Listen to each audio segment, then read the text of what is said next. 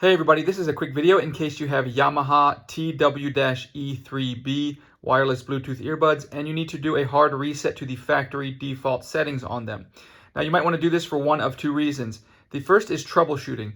If these earbuds are not connecting to Bluetooth or they are not pairing with your device, or if you're getting sound out of only the left ear or the right ear, or if you're having any kind of connectivity or functionality issues, they can very often be fixed with a hard reset. You will need to set them up again, as all of the pairing history will be deleted off of them and they will be restored to as they were new. Which is the second reason you might want to do this. If you just want to wipe everything and just get a fresh start with these earbuds so that they're as they came out of the box, we can go ahead and do that.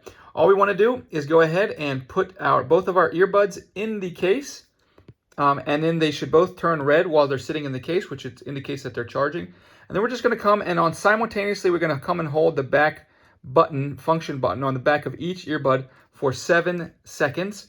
And after 7 seconds, the indicator lights will flash twice in purple and then turn red.